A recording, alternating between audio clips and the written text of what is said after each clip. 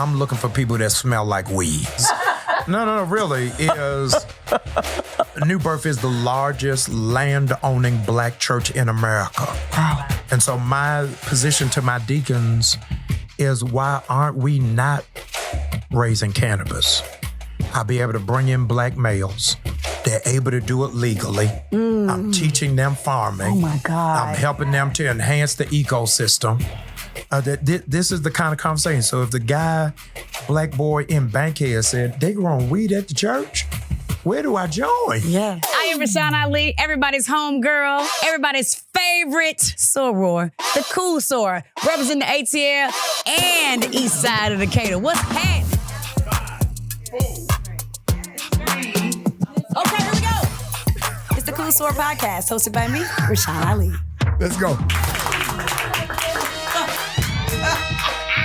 It is another beautiful edition of the Cool Soror podcast, and I love it because this season literally has been about the cool bros. I mean, like, a lot.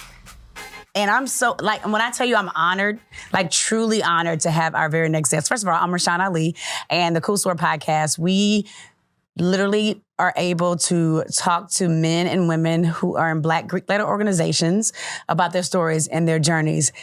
And this next individual has a beautiful journey. A journey that has been publicized.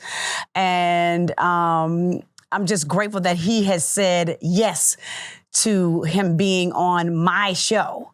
I said my show. That's the whole thing. Thank you, God. Amen. Pastor Jamal Bryant is here on the Cool Soror podcast. How are you today? I am wonderfully blessed just to be in the room with you. What?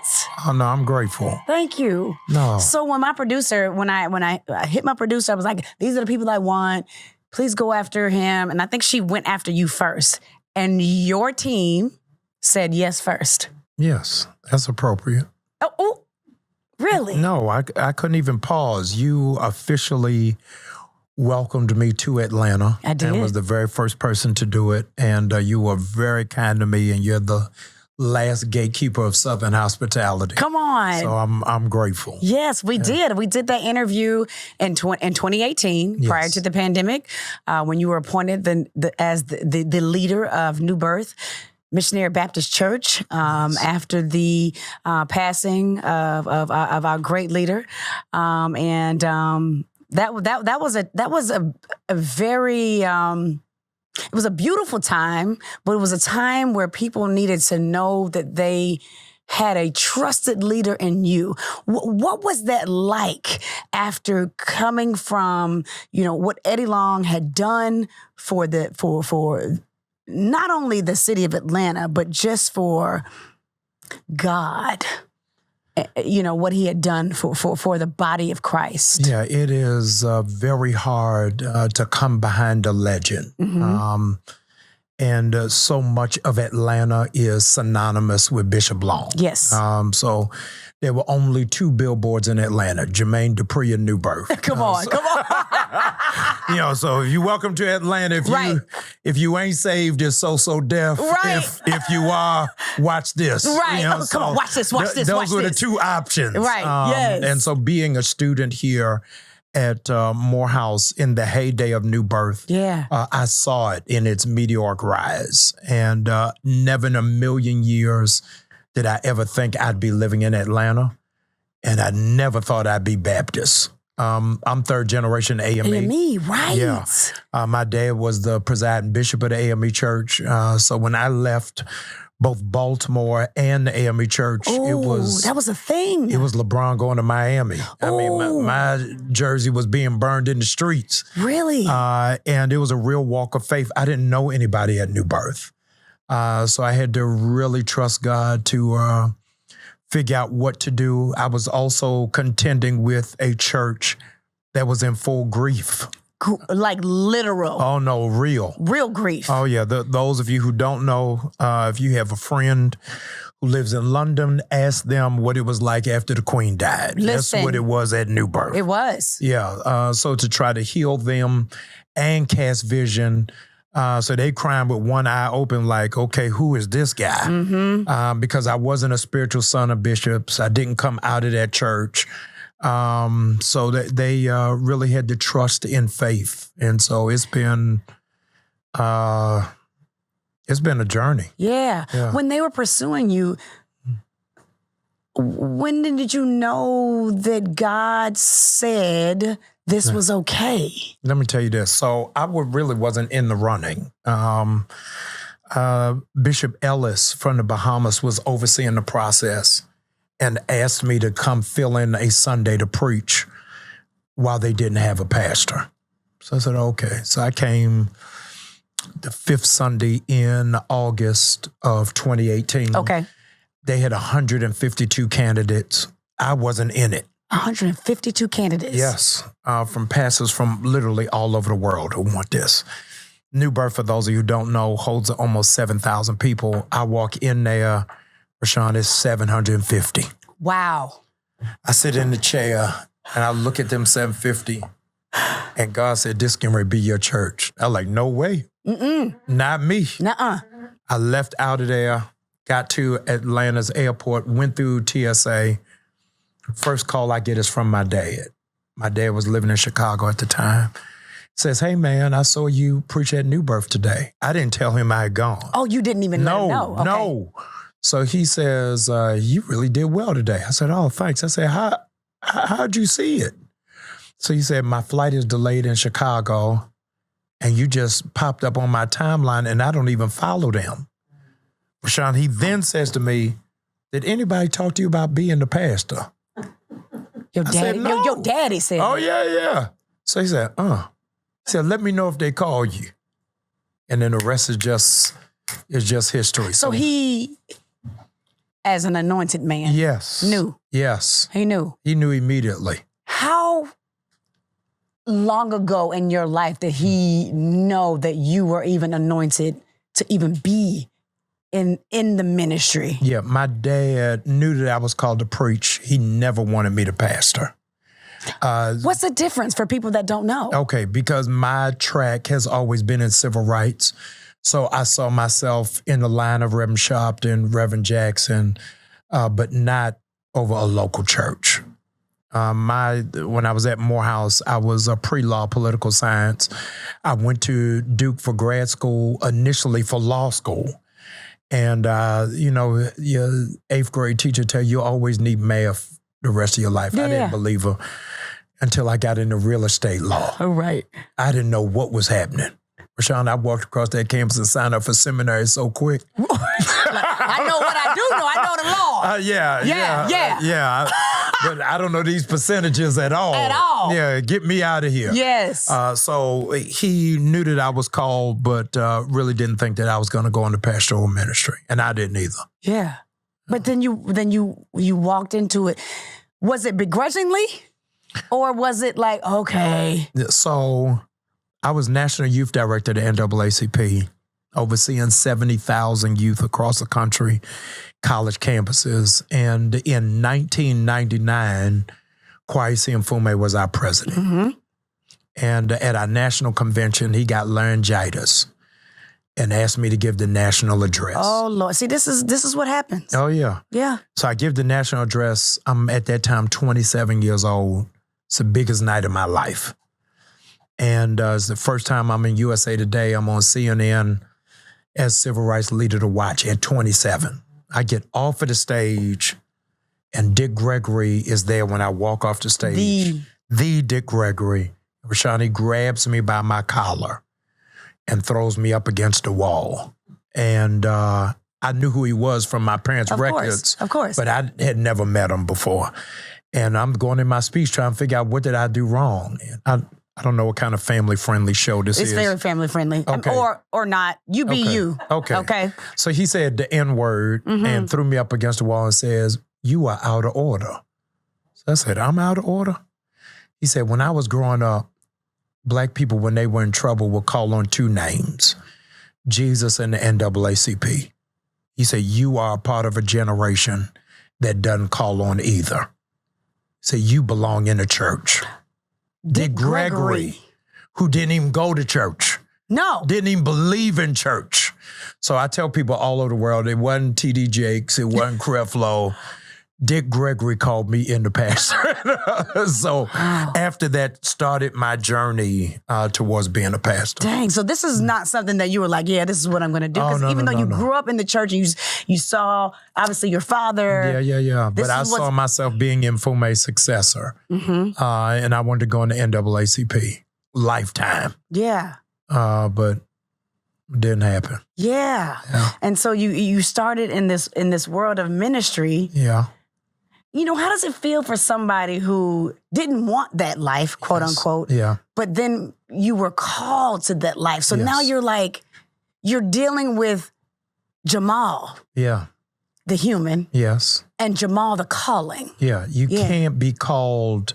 And for those of you in mental health, please hear my heart. You can't be called and not function at a level of a bipolar reality.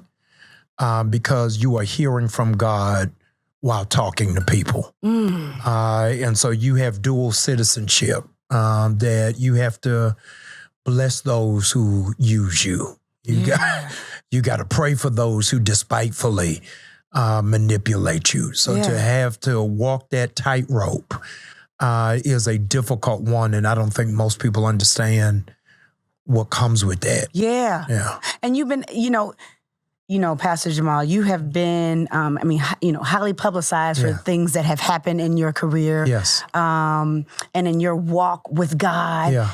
But I think the beautiful thing about you is that you've been able to be amazingly human in your walk. Yeah, I didn't opt for it. I'm almost the Gary Coleman of the gospel. I grew up in front of people. So I had a mega church by the time I'm 31. Yes. Yeah. So most of the people who people know on the stage, they know them in witness protection. Yeah, so they taking marital advice from Joyce Myers and don't know that's her second husband. Yeah. Yeah, so I grew up in front of people. No, really. Yeah, I know. I grew up in front of people and went through what I call my bro mitzvah of becoming an adult while being public. So going through a divorce with Giselle due to infidelity from me. There is not, people want you in spirituality to assume that means maturity. And it doesn't. It doesn't. Both of us know athletes, just because you get money don't mean you have sound judgment. And so I, preaching at that level, people who say money doesn't change you never had any. You know what I mean? So I'm 32 with a Bentley. It don't matter what you do, whether you a lawyer, whether you playing ball, or whether you're a preacher, it's going to impact your life if you don't have that grounding to do it. So preaching became my profession and not my call. Because I didn't, Rashan, at 30 with a mega church, and I'm on TBN every day. I'm on Daystar every day. I'm on the Word Network every day. And then you look this good. Well, I'm sorry. I'm just saying, I'm being real. No, like, testify. this is a lot. Yeah, Okay, I did. I'm not stopping I just you. said it. Yeah, okay. no. So, Yeah, and but you I'm look saying, this good at 30, right. and you've never experienced this type of attention. But on top of that, at that point, Rashan, I don't have any peers. Okay, got it. Okay, so got it. I'm on the stage with Bishop Jakes, with Benny Hinn, with Creflo Dollar, who at the time are in their 50s. So I can't even relate to their world because their kids are my age. Right. You know what I mean? So you're like their son. Right. So I don't have anybody to walk me through it, to say, hey, when you're at this age doing this, travel with your wife. Right. Right. You know what I mean? I got 3 kids back to back. So it was a difficult, and I want to link clarity. These are not excuses. These are explanations. Is that in that accountability, I didn't have any sense of awareness. So you got to deal with the fact that in one day, Rashan, I preach at MegaFest. And the next day, I'm the co-chair of the Million Man March. So I'm operating in 2 different levels. I'm the same person who does the funeral for Biggie and for Tupac.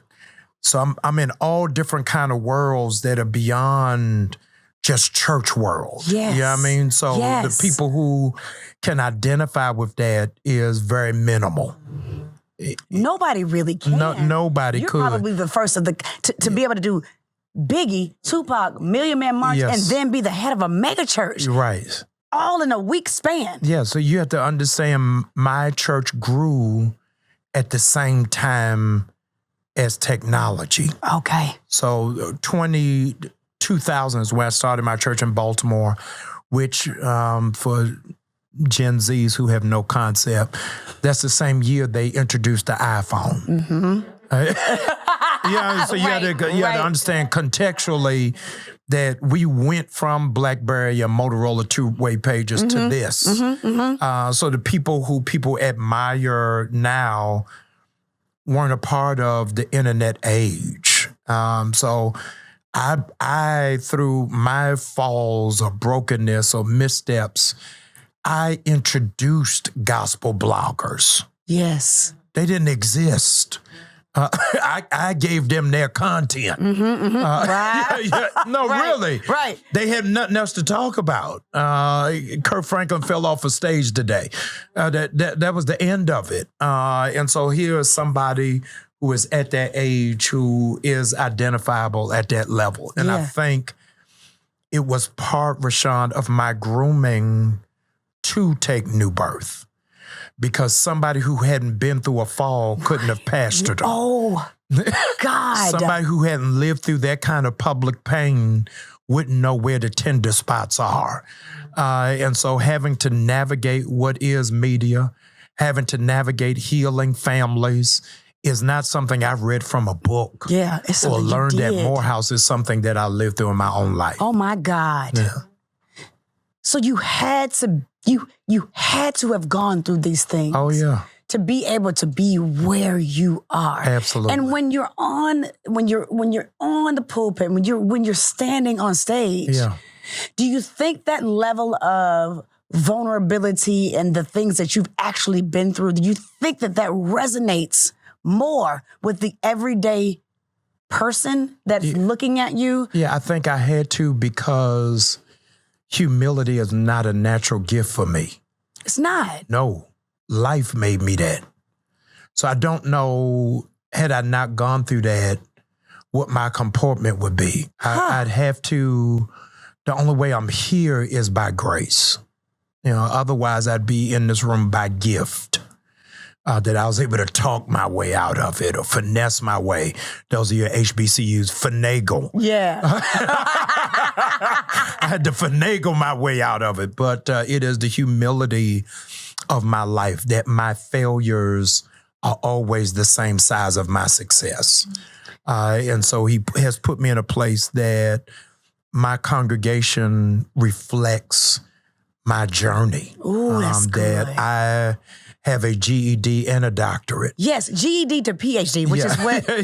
Thank you to my baby. Where is she? Dalen. She just walked out because she's probably doing something right now. So that's what she put on my notes. GED to Ph.D. Yeah, so my journey in my preaching allows me to speak to both. If I just had a doctorate, people with GEDs wouldn't be able to identify. Right. If I was my parents, I'm the first person in my family to go through a divorce. Wow. My parents have been married for 53 years. Yeah, my mine 54. grandparents, 60 or 64 years where they married before they went to be with the Lord.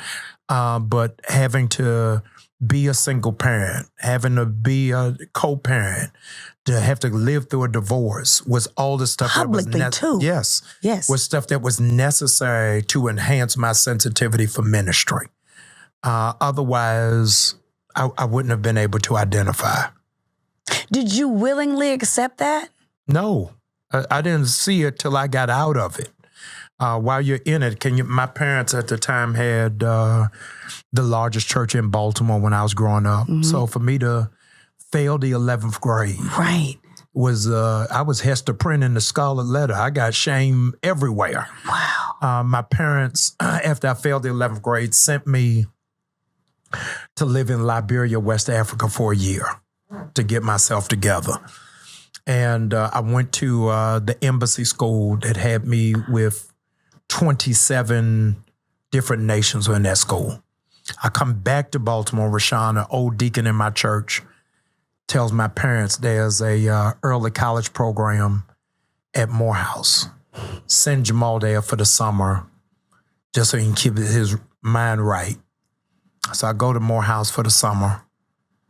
I scored the highest of everybody in the early college program. Dean Crawford, who at the time was Dean of Admissions, says, Jamal, I'll see you next month. I said, no, you won't see me next month. I got to go back. I got to do another year. I failed. So he said, no way in the world. And this is my ode to HBCUs. The Dean of Admissions of Morehouse took me to get my GED. And I am the very first person in Morehouse history they let in with a GED. Oh, my God. I've never taken SATs in my life. What? They took that kind of gamble on you, on me. And for me to be able to come back to be in this city is amazing. Yeah. My parents, to show you the circle of life for Lion King, my parents didn't have a whole lot of money. So they gave me a 2-day notice that I've been accepted down to Morehouse. Rashan, when I tell you this, you're going to throw that black chair across the studio. My parents did not have the money for me to come. Bishop Eddie Long paid my tuition. Oh, my God. Oh, my God. Having no idea he was educating his successor. So for God to put all of that in line, yeah, you got to be able to say, no way in the world. My dad went to Morgan. He didn't go to Morehouse. My dad didn't pledge nothing. Bishop Long pledged Kappa Alpha Psi, which is part of my inspiration to pledge. So when you put all of that in and you see the fingerprints of where God operates and how it is that he functions, you can't but be humbled to know that this wasn't even a part of your plan. I'm trying not to lose it here. Yeah. So I think about Sarah Jakes. Yes. Bishop Jakes' daughter, and how she had a baby at I think 15. Right. I follow her story. And to see him give her the woman thou art loose, like all of the things that he has built, because he always believed in her, even when the world thought she had failed. And for me, meet you on the 50-yard line is evidence of a parent's love. But when strangers do it, it puts you at a whole nother place, a whole different posture. The gentleman who recommended me to come to Morehouse for that summer put 2 sons through Morehouse who were honor roll. I was never connected to Bishop Long. He had no reason to do it. So had he known my journey and saw my potential as an 11th grader as the class clown, then I'm with it. But I'm telling you, God will raise up people. That's why the Bible says, be careful how you treat people. You may be entertaining angels unaware. You have no idea. So I would fight to the guillotine for Bishop Long's legacy, for his life, because I'm the product of it. Yeah. And I'm eternally grateful. Man, listen, I remember coming to you because I was the first person that gave you your first interview. Yeah. When you became the head of New Birth, and I was in your office while you were eating some fried chicken that day, by the way. Tell it all. Tell it all. But you were like, Rashan, the people just need hope. Yeah. And to be able to take on that task, Pastor Jamal, it's a lot. How do you continue? And now that you're saying everybody's back in church now, right. and I look at your page. I follow you, right. So I look at your page and I see people are back, and it's like the old New Birth. Right. Do you ever sit in it and say, God, what do you do when you sit in, when you see the people back? Yeah. Like, despite anything that happened with Bishop Long, yes, you see people in those seats like he had them in those seats. What does that make you feel like? Rashan, it is one thing reminding a woman she's beautiful. It's something altogether different convincing her she's beautiful. New Birth has always been the lead church. They needed to be reminded. Ooh. Yeah. Yeah. That this is who we are. Y'all shake it off. Come on. Put on that lipstick, put on some heels. You got this. And I think that they had to go through a period just to be reminded, not convinced. And once you're reminded, oh yeah, I do have it going on. I'm not going to lose it over that breakup, over that divorce, over that job termination. I am smart. I still have something to bring to the table. It is a breath of fresh air. Yeah. For me, it is amazing. Every Sunday I walk through the doors of New Birth and the ushers keep opening the door for people to come in. In a post-pandemic age when people aren't going to church like they used to, but to physically want to be in that building, again, is a testament of grace. Yeah. So, Pastor Jamal, when people see you, they're like, okay, you're a man of the cloth. You're good looking. You know, everybody knows how beautiful your former wife is and your gorgeous children. And they look at you like, man, when you gonna do that thing again, man? Do you think you will ever get married again? And Absolutely. Yes. Oh no, I got to. Atlanta's a whole nother animal. How do you keep yourself together, no, friend? I got to get married. My mother burning sage right now. Washing with black soap trying to get it together. But yeah, no. My examples are always of a balanced family life. The Bible says that a man who finds a wife finds a favor good thing, in the Lord. right? Yeah. And so I am figure skating on grace. Okay. You don't have favor until you have a wife. So imagine. You really think that? Oh no, absolutely. Okay. Absolutely. Okay. Undoubtedly. So I'm doing all of this at half strength. So this is half. Oh yeah. So when I have a complete family unit, it'd be unstoppable. Yeah. Yeah. No, I believe that. Yeah. So I'm one of those people. That's me. I grew up Christian. I grew up with Pastor Hubert Shepherd, Greater Travelers Rest Baptist Church, way back in the day. That's where I grew up. But I have since become more spiritual than religious. Yes. For people like me, and my mom feels like I was very, when I was thinking about this interview, I wanted to be very respectful of where you stand and then where I stand. But I always, for people who have grown up Christian, who have now taken more of the spiritual life, because I'm more kind than I am in church on Sunday. Yes. What do you say to me? I would say to you, this is the largest demographic of Africans living in America who don't go to church.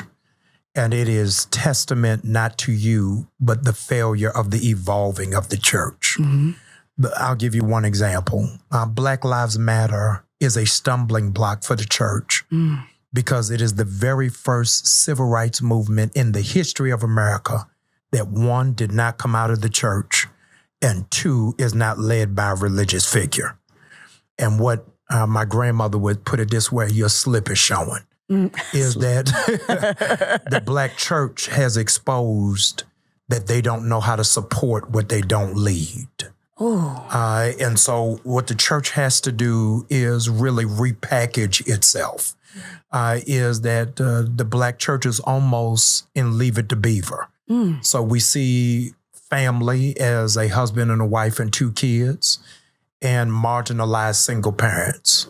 98% of Black churches have a youth ministry, but have nothing for kids with special needs. The largest demographic in our community, for the very first time, they're more seniors than teenagers.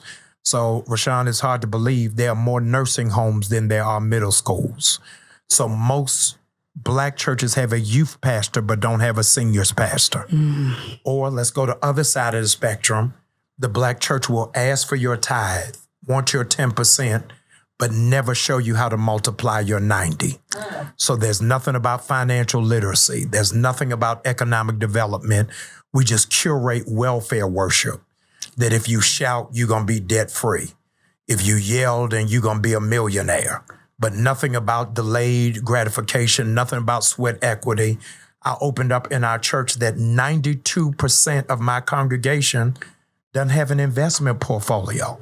So I had to bring in stockbrokers to show them how to do it. The Bible says we die from a lack of knowledge. So the stuff that was applicable for your grandmother means nothing to you. And so I said, I had a Zoom with all of my singles just this week, is that for me to tell 16-year-olds to be celibate is one thing.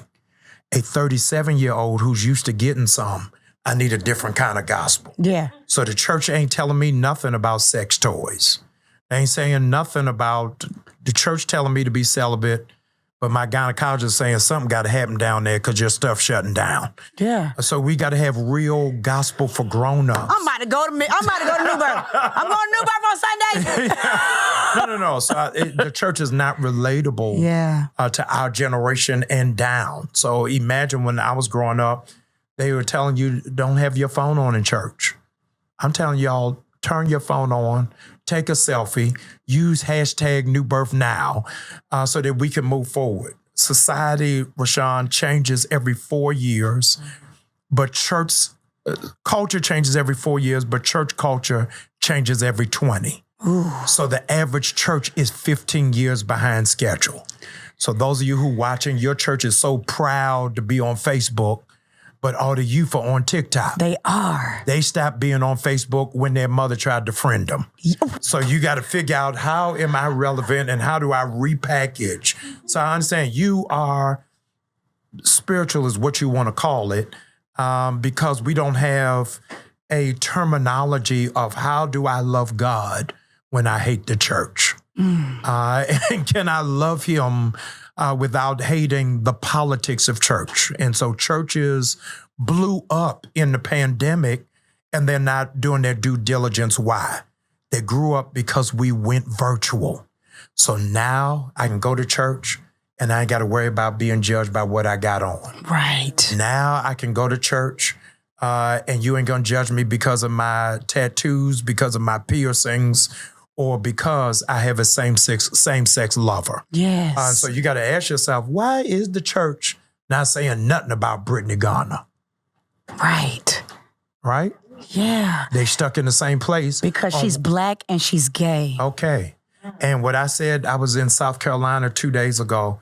I said, I don't want to hear that argument. You can't support Black Lives Matter because they were pushed by the LGBT community. Then why did you support the March on Washington? March on Washington was not Dr. King's march. He was a speaker. The organizer was a black man. And y'all got on all these buses from all these Baptist churches and supported it. Let's do the exact same thing.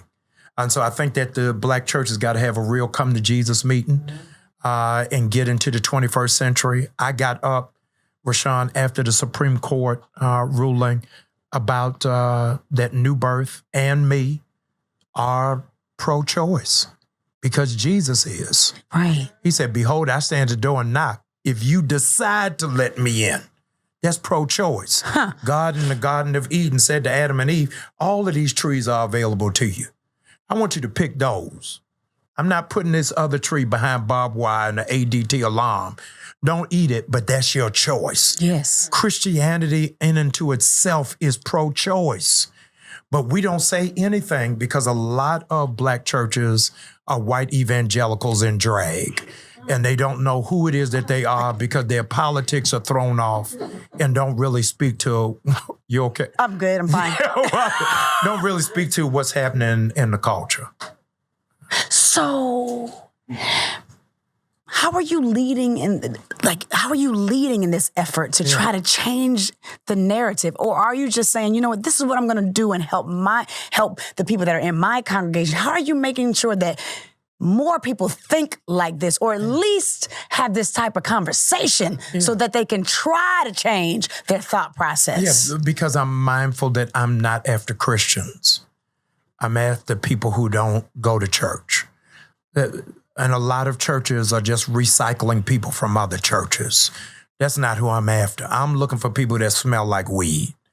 I'm at a place, Rashan, No, really, is New Birth is the largest land-owning Black church in America. Wow. And so my position to my deacons is, why aren't we not raising cannabis?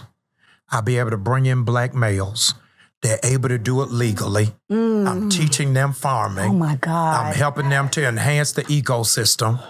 This is the kind of conversation. So if the guy, Black boy in Bankhead said, they growing weed at the church, where do I join? Yes. I don't need no pamphlet for him. You know? Right. He coming in. And that's the group that I'm going after. Yeah. That's different. Yeah.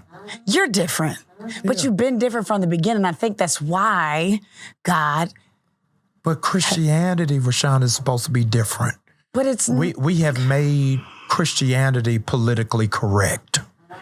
That it is a puritanical gospel that is reminding of us of the 13 original colonies. Everybody got on a robe singing out of a folder.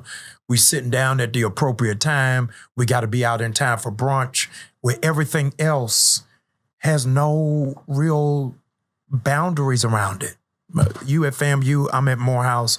If the game goes into overtime, we know it's a good game. Banging. Yeah. Yeah. If the servers go overtime, we looking at our watch. Oh my God, I can't believe they doing this. Right. Another song. Right. And you're only saying it because the service ain't good. Ooh. You know, if the service is good, you're not mindful of time. You understand? You at home with your husband, you're not telling him you got 32 minutes to get this in and I got to go. Right. It is only if it's bad that you are mindful. Worship is supposed to be a timeless experience. That's why people in a bad church are always looking at the program to say, what's next? Yeah. It's only in a dead church and a funeral where there's a program. You go to the Beyonce concert, she ain't telling you what songs is next. Sing. Yeah. Keep going. Keep going. We getting messed up tonight. Yeah. Yeah. Yeah, we looking for all the apes. Yes. Yeah, so I think that it has to be repackaged and repurposed, or else I want to announce on Rashan's podcast for the very first time, you are getting ready to witness the death of mega churches. Oh. Our children will not be going to mega churches. They will be watching online. And that which used to be sanctuaries will be studios. So those who are caught in these wooden pews, get ready to sell them on eBay. Because if you don't repackage, then your church is going to be a condo. You heard it here first. I did. Right here on the show. Yeah. I did, with the Pastor Jamal Bryant. As we close out, you know, you mentioned Kappa Alpha Psi earlier. Yes. Did Kappa Alpha Psi choose you, or did you choose Kappa Alpha Psi? When I was born. Come on now. Let me tell you. You are a pretty boy, honey. You are a pretty boy. I'm sorry. Is that bad? I'm saying that to a pastor? Your neighbor. No, listen. Absolutely. Okay. I tell people everywhere that Kappas are the only fraternity in the Bible. That the first. Wait a minute. Okay. The very first civil rights leader, the very first civil rights activist. Do you know who it was? No, don't do that. Don't do that to me. The very first civil rights leader, very first liberation practitioner was a man by the name of Moses. Right? Right. You agree with that? I do. What did Moses have? I don't know, man. Don't be doing the Bible stuff with me now. Yeah, come on, you gotta get through that Red Sea. So he parted the Red Sea. He lifted up and it was that red. And he had the cane. He had to raise that cane. Oh my God! I'm telling you, everybody that's free, follow the Kappa. Oh my God! It's the only way that it happened. No, absolutely. Yes. I'm grateful. Yes, I love it. I'm grateful for you. I'm glad to be here. I am just... I'm updating my resume. Yeah, what you gonna put on there? I was on the Cool Soror podcast with Rashan Ali. You gonna put that on the resume? I'm gonna do that. Okay. Absolutely. That's what I need. That's what I need. Pastor Jamal, you're everything I wanted you to be and more. Thank you. On my show. I'm glad to be here. And I'm grateful that you said yes to the call, not only for this show, but on your life. I'm grateful. Yes. Thank you. Keep doing it differently. Got to. Everybody ain't doing it like you, friend. Like they're not. Yeah. And I'm glad that you're doing it unapologetically. You don't, as much as you've been through, yes. You don't care what nobody think. Listen. Through it all. Through it all. Through it all. Through it all. Absolutely. Thank you. I'm grateful. Me too. Truly grateful. Pastor Jamal Bryant, everybody. Thank you. Man.